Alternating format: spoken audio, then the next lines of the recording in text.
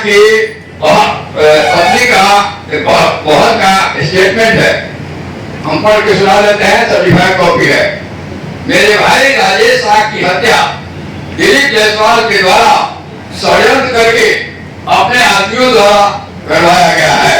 तो खुद पीटा रखा है, ये रिकॉर्डेड है, ये कोर्ट का है। इसके बाद भी कैसे एसपी साहब मदद किए? 164 का बयान है जिसकी हत्या हुई है उसके बहन का, और उसके बाद पुलिस ने उनको क्लीन चिट दे दिया।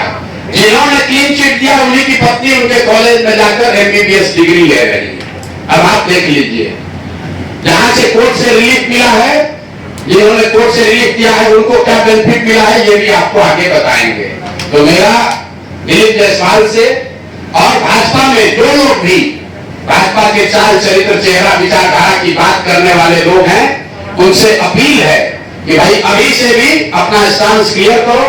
अगर थोड़ी भी शर्म बाकी है तो पद से इस्तीफा दीजिए, और नहीं तो जो अमित शाह जी हैं, मोदी जी हैं, जो कह रहे हैं कि ना खाएंगे ना खाने देंगे, वो आकर इस पर बताएं कि उनके पार्टी का राज्य का अध्यक्ष मुखिया, उस पर हत्या का आरोप है, एक सिखों के माइनॉरिटी कॉलेज को कब्जा करने का आरोप है, उस पर बीजेपी का क्या कहना है। और उसके साथ साथ आरजेडी वाले बताएं कि उन्होंने अभी तक इस पर क्या कार्रवाई की है। 25 साल से भाजपा से लड़ने का दावा करने वाले राजद वाले लोग, ये मुसलमानों के रहनुमा बनने वाले लोग, माइनॉरिटी वंचित की बात करने वाले लोग, तुम्हारे राज्य में सिखों के कॉलेज पर कब्जा हो गया, उसको तुमने मुंह बोला भाई बना लिया, उस पर आज तक टीका टिप्पणी क्यों नहीं की?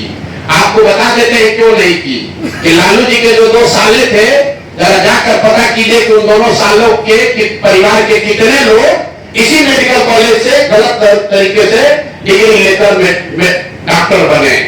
नाम हम नहीं बता रहे हैं, आप लोग खोज लीजिए, वो अभी जवाब देंगे तो उनको नाम भी जारी करेंगे कि लालू जी के परिवार के कितने लोग उस मेडिकल कॉलेज से डिग्री लेकर निकले।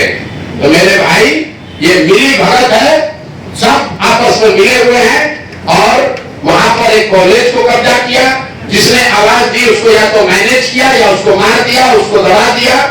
करतार सिंह जी जो वहां मैनेजिंग ट्रस्टी थे, उनको केस में फंसाया, जेल में उनके साथ मारपीट की गई, उनको इतना टॉर्चर किया कि करतार सिंह जी किशनगंज छोड़कर भाग गए।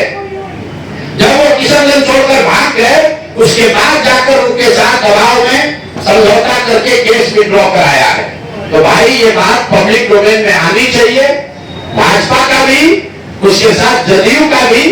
और एक और बात समझ लीजिए कि 3 वर्ष लालू जी राबड़ी जी की बात छोड़ दीजिए, अभी नए नए उनके लड़के जो नेता बने हैं, 2 बार जब महागठबंधन की सरकार रही है, दोनों बार स्वास्थ्य मंत्रालय उसका मंत्री राजद के लोग रहे हैं, दोनों बार डिपार्टमेंट राजद के पास रहा है। जदयू वालों से पूछिए कि सुशासन की बात करने वाले नीतीश कुमार 20 साल से यहाँ शासन कर रहे हो, दिलीप जायसवाल को बगल में बैठाकर चाय पीते हैं, सीटों का निगोशिएशन करते हैं, तो क्या आप मानने को तैयार हैं कि मेडिकल कॉलेज पर अवैध कब्जा करने वाले के साथ बैठकर आप राजनीति कर रहे हैं? तो ये हम लोग का आरोप है, हम लोग ने अपनी बात रख दी। अब आपके जो सवाल है वो आप कर लीजिए। इसका दूसरा चरण अभी 7 दिन में जब उनका जवाब आएगा तो फिर जारी करेंगे, इनको छोड़ेंगे नहीं। हर 7 दिन पर लोगों को बताएंगे कि इस आदमी का चरित्र क्या है, और इसके साथ जुड़े हुए लोग, चाहे वो भाजपा के हो या राजद के, अब वो बच नहीं सकते हैं। अगर कानूनी तौर पर बच भी गए हो तो पब्लिक के सामने आपको खड़ा करेंगे, और 3 महीना के बाद अगर जनसुराज की व्यवस्था बनी तो आपको, आपके साथ क्या होने वाला है अभी से आप समझ लीजिए। देखिए, हमको खुशी है कि पत्रकार होने के नाते आपने पहली बार इस विषय पर अध्ययन या रिसर्च शुरू किया। बिल्कुल ठीक बात है। जैसा इन साथियों ने बताया कि जब सरदार मौलेश्वर सिंह जी ने ट्रस्ट बनाया तो उसमें जितने ट्रस्टी थे उसको धीरे धीरे करतार सिंह के माध्यम से ही हटाया गया है। हटाने के पीछे दिलीप जायसवाल थे, क्योंकि उस समय वो एडमिनिस्ट्रेटर थे। एक समय ऐसा आया जब करतार सिंह अकेले रह गए और उनकी माता जी रह गई। तो जब करतार सिंह जी अकेले रह गए तो उन्हीं पर केस करवा दिया, उनको जेल में डलवाया, उनको टॉर्चर कराया, करतार सिंह भाग गए, बच गई अम्मा जो लाइफ ट्रस्टी थी, उनकी हो गई मृत्यु।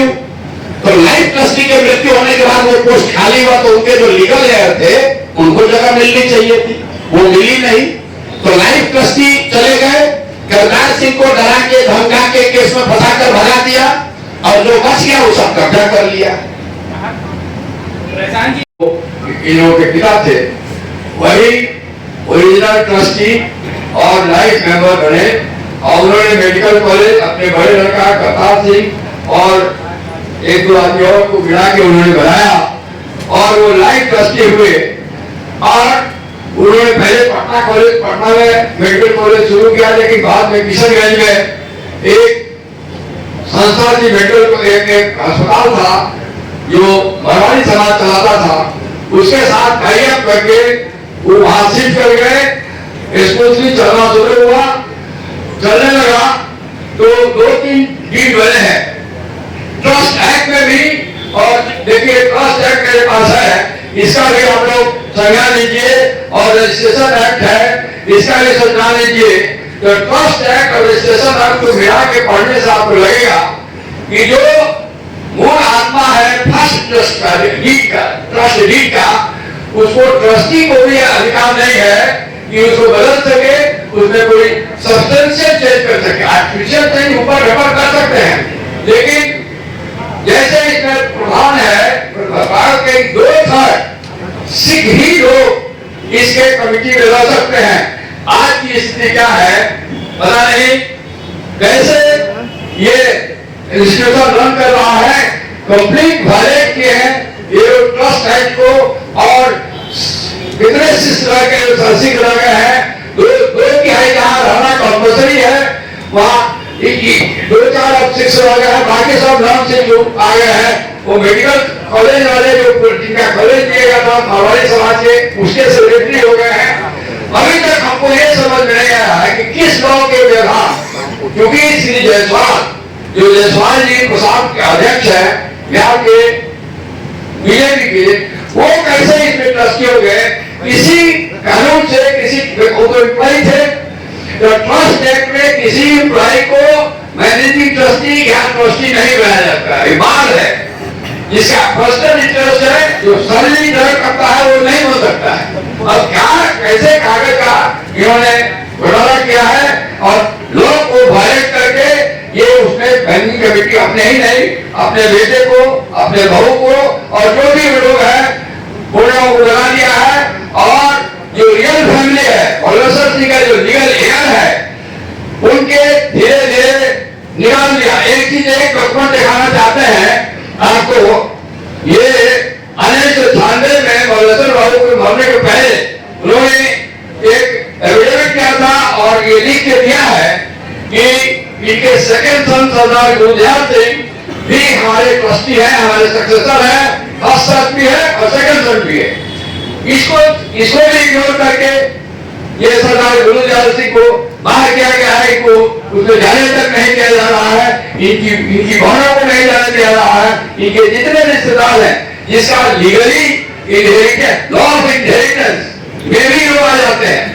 किसी भी प्रॉपर्टी का लॉ ऑफ इनहेरिटेंस बाप करता है तो बेटा नहीं तो बेटी, उसका स्वतः उसमें प्रवेश हो जाता है, वो भी नहीं माना गया है। और एक थर्ड आउटसाइडर एंड एम्प्लॉई किस तरह से हथकंडा करके कब इसको पकड़ लिया है, ये कानूनी है। मैंने बहुत इनका केस मोटा मोटी अध्ययन किया है, और इन लोगों के लिए मैंने एक रास्ता, लीगल रास्ता खोज चुका है। राजनीतिक रूप से, सामाजिक रूप से कोई दबाव श्री जायसवाल पर बनाया जाए, लेकिन कानूनी रूप से भी उनको बेदखल करने का हम लोगों को कुछ रास्ता मिल गया है। उसका विस्तृत चर्चा मैं आज नहीं करूंगा, लेकिन हम लोग लीगल स्टेप लेने जा रहे हैं और इन लोगों को मदद करने जा रहे हैं। प्रशांत जी के इंसान पर, प्रशांत जी के इच्छा से, प्रशांत जी के थे हमारे राष्ट्रीय अध्यक्ष, हमारे भारती जी स्टेट अध्यक्ष, इन सब लोगों का विचार है कि हम लोग पॉलिटिकल लेवल पर तो डीलिंग कर रहे हैं, कानूनी उपाय से इन लोगों को पुनर्स्थापित किया जाए, और जो स्ट्रेंजर है, जो बाहरी है, जो फ्रॉड करके उस कॉलेज को कैप्चर किया हुआ है, उसको बाहर किया जाए। हम बोलते हैं जो लीगल स्टेप हम लोग लेने जा रहे हैं, उसमें आज नकल, उसमें हम लोग को सफलता मिलेगी और पूरा परिवार का इस पर पूरा कब्जा होगा और जो आदमी मंत्र बन के बैठा हुआ है वो वहां होगा। व्यवस्था बनी रहे, कैसे वो लोग सरेआम कानून का उल्लंघन कर रहे हैं और किसी परिवार का, किसी व्यक्ति का, किसी संस्था का जो प्रॉपर्टी है, जो मेडिकल कॉलेज है, उसको न सिर्फ कब्जा कर लिया, उसको 25-30 वर्ष से अपने कंट्रोल में रखे हैं। और ये उस दल के अध्यक्ष हैं जो चार चरित्र चेहरा की बात करता है। ये वो दिलीप जायसवाल हैं जो बीजेपी के अध्यक्ष हैं और साथ ही राबड़ी देवी के मुंहबोले भाई भी हैं। ध्यान रखिए, ये कब्जा इसलिए नहीं किए हैं कि बीजेपी के अध्यक्ष हैं, ये कब्जा इसलिए कर पाए हैं कि हमाम में सब नंगे हैं। ये सारे नेता एक साथ मिलके, जिसमें राजद के लोग भी शामिल हैं और जिसमें भाजपा के लोग भी शामिल हैं, सुबह शाम राजद का नेतृत्व तो ये कह रहा है कि हम लोग भाजपा से लड़ाई लड़ रहे हैं और भाजपा का अध्यक्ष, राज्य का अध्यक्ष, उसने एक सिखों के कॉलेज को जबरदस्ती कब्जा किया हुआ है। उसको राजद की इतनी बड़ी नेत्री राबड़ी देवी कह रही कि मेरा मुंहबोला भाई है और उनके मुख्यमंत्री रहते हुए ये कब्जा हुआ है और उसके बाद लगातार ये कब्जा बना हुआ है। तो ये दिखाता है कि भाजपा, राजद, जदयू, ये सब when it comes to personal profiteering, व्यक्तिगत लाभ की जहां बात आती है तो ये सब लोग आपस में मिल जाते हैं। आपने सरदार मोगेश्वर सिंह के बच्चों से सुना, लीगल स्थिति आपने सुनी। भाई जो व्यक्ति उस कॉलेज में क्लर्क भी बाद में बने, पहले जो लोगों ने कॉलेज को शुरू किया उसके हेल्पर थे, फिर कॉलेज में क्लर्क बने, फिर उसके बाद वहीं पर एडमिनिस्ट्रेटर बने, फिर उन्होंने ट्रस्टी जो था उसी को हटा दिया, खुद ही मैनेजिंग ट्रस्टी या डायरेक्टर बन गए, अपने बेटे को ला दिया, अपने बहू को डाल दिया और जो लोग भी ओरिजिनल बनाने वाले थे सबको हटा दिया। उन्होंने जो किया ये तो बहुत गंभीर विषय है, लेकिन आपके हमारे लिए गंभीर विषय ये है कि बिहार में 25 साल से ये चीज चल रहा है, आज तक न किसी ने आवाज उठाई, न उन पर कोई कार्रवाई हुई, न उस आदमी को कोई डर है, बल्कि वो आदमी क्लर्क से बढ़ते बढ़ते अब भाजपा का यहाँ का अध्यक्ष बन गया है। ये कैसे संभव है? ऐसा नहीं है कि बीच में मामला उठा नहीं है। एक व्यक्ति राजेश शाह की इसमें संदिग्ध हत्या भी हुई है, उस पर केस भी हुआ है। उस परिवार के लोग मुख्यमंत्री के दरबार में नीतीश कुमार से आकर मिले हैं, नीतीश कुमार ने आप उस पर जांच की बात कही है और जिस एसपी ने साहब को, ये दिलीप जायसवाल को क्लीन चिट दिया है, अपेरेंटली उन्हीं की पत्नी के बारे में कहा जा रहा है कि उसको मेडिकल कॉलेज में एडमिशन देके उनको एमबीबीएस कराया गया है। तो ये जो पूरा मॉडल है कि इस कॉलेज का इस्तेमाल राजनीतिक लाभ और पैट्रोनेज के लिए खुलेआम 25 साल से किया जा रहा है। अब एक आंकड़ा सुनिए, 50 से ज्यादा पॉलिटिकल लोगों के परिवार के लोग, एक तो नहीं 50 से ज्यादा अलग अलग पॉलिटिकल परिवार के लोग, उनके बच्चे, उनके परिवार के सदस्य बिना किसी एडमिशन टेस्ट के मैनेजमेंट कोटा से इस कॉलेज में उन्होंने एडमिशन लिया, वहां से मेडिकल की उनको डिग्री मिल गई और वो सब दिलीप जायसवाल को बचाने और मदद करने में लगे रहे। जब भी पिछले 25 वर्ष में दिलीप जायसवाल को कोई परेशानी हुई, जिससे भी परेशानी हुई, उस व्यक्ति को, वो चाहे राजनीतिक नेता था या पत्रकार था, पुलिस वाला था, जुडिशरी का था, या तो उसको पैसे और बल से दबाया गया, अगर नहीं हुआ तो उसके परिवार में किसी आदमी को मेडिकल में सीट देकर इस आदमी ने मैनेज किया। और इतनी बड़ी बात 25-30 साल से लगातार चल रही है और किसी की हिम्मत नहीं है कि दिलीप जायसवाल पर सवाल उठाए। तो जन सुराज ने तय किया है कि हम लोग इस मामले को न सिर्फ उठाएंगे बल्कि इसको समाज में जनता के बीच रखेंगे।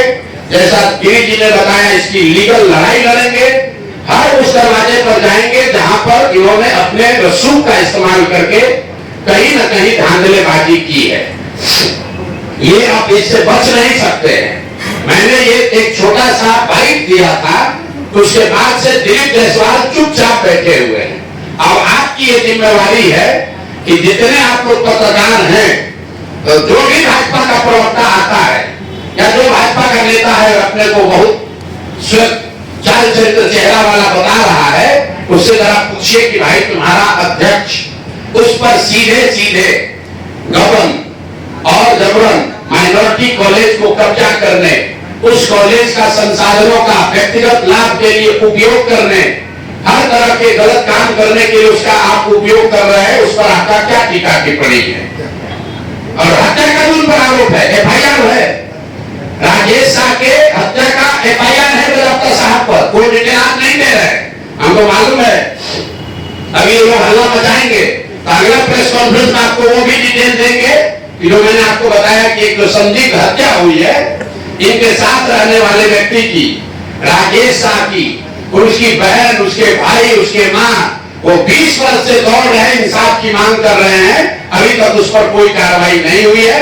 कैसे उस केस को पूरा मैनिपुलेट किया गया? 2007 की ये घटना है।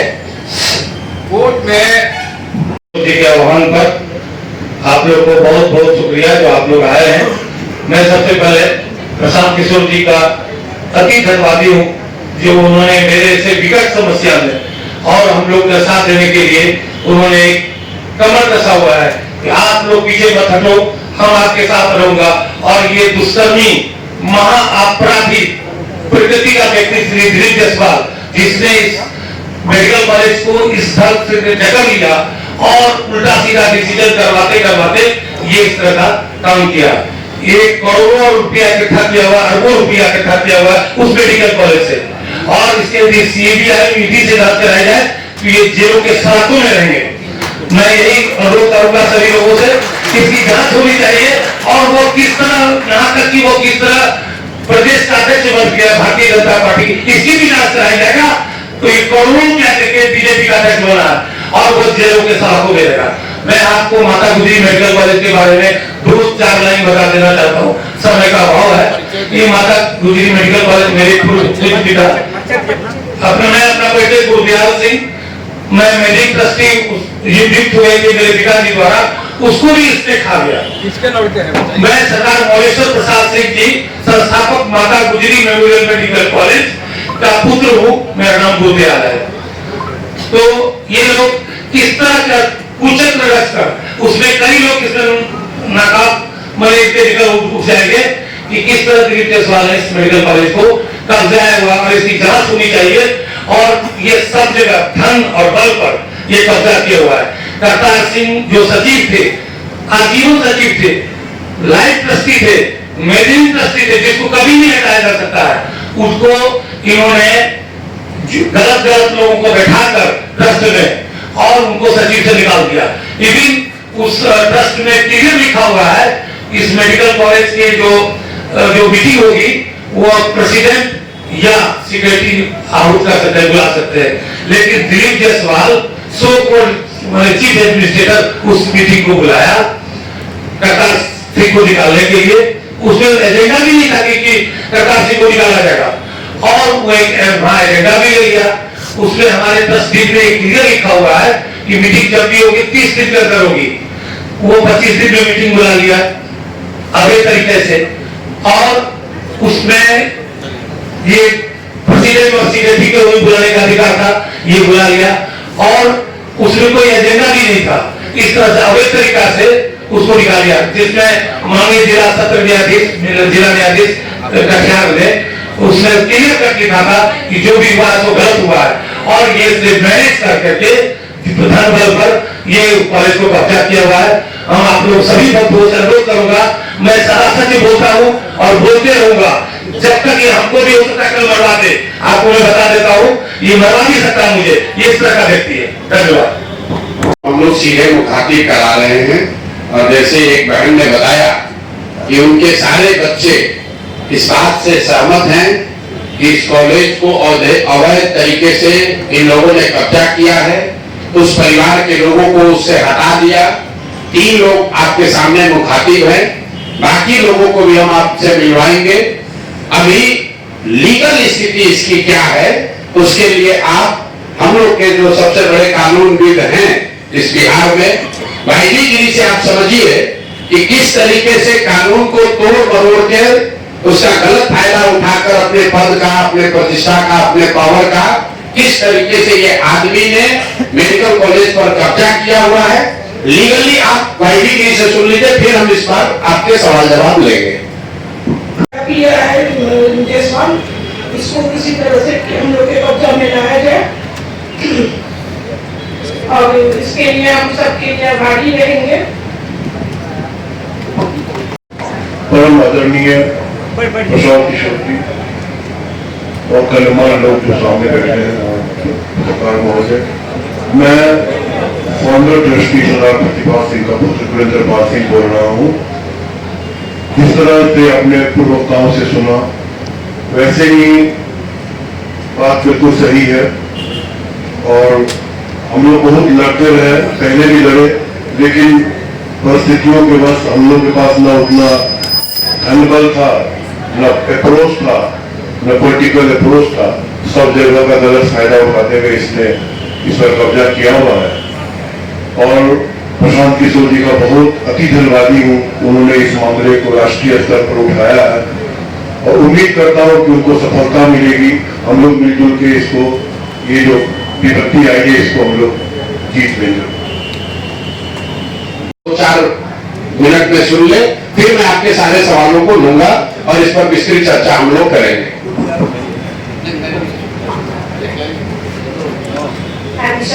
दुखी हूँ,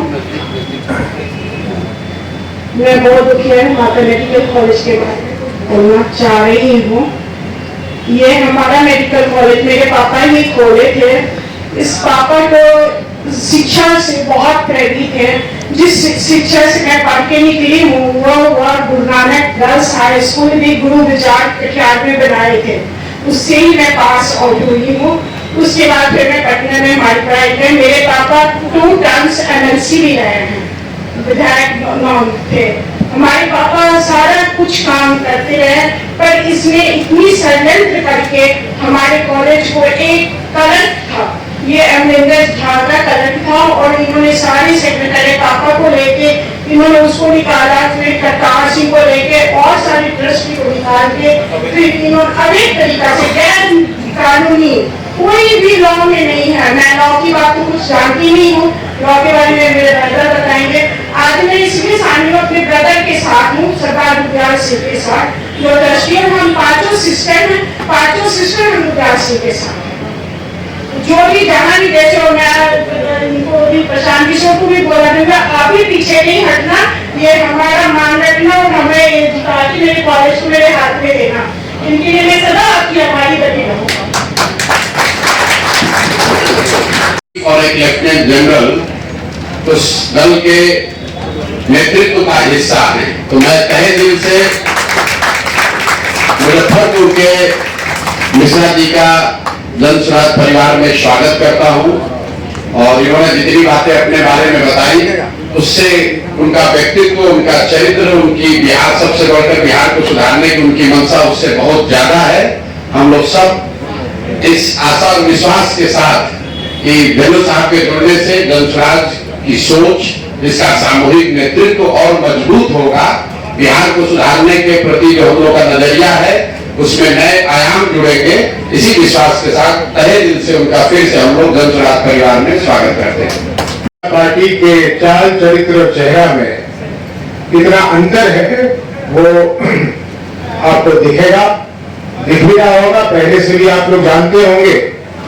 ये मेडिकल कॉलेज किशनगंज में है और क्योंकि मैं पूर्णिया से जुड़ा हुआ हूँ, ये सीमांचल क्षेत्र में आता है, तो इतना मैं बड़े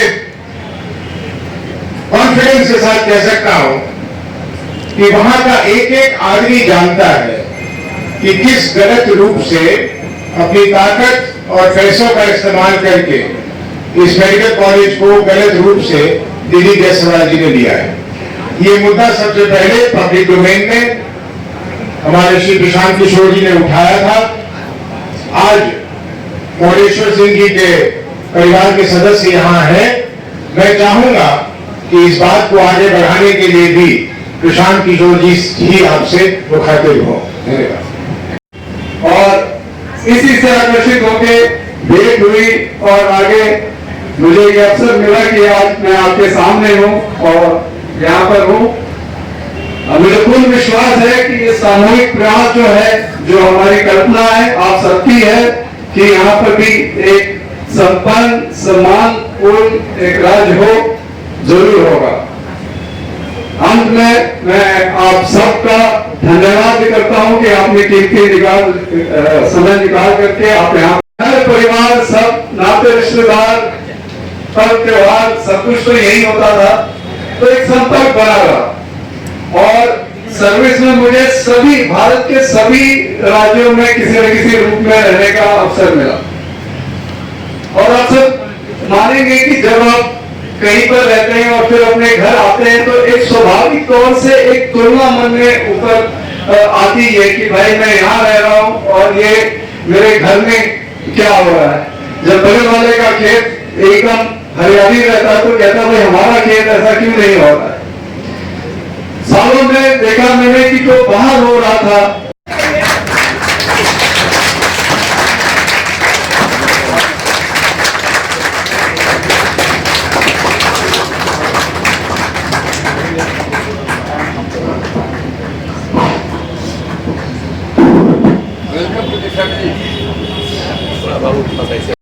कि आप सब लोग आए हैं, स्वागत है।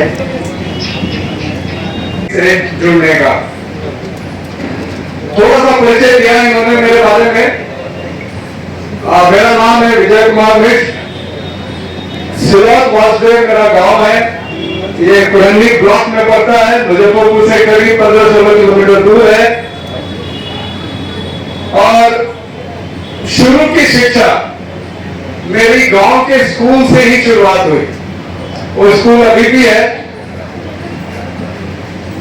दुर्भाग्यवश उसी अवस्था में है जो आज से 50-55 साल पहले थी, लेकिन वहीं से शुरुआत की।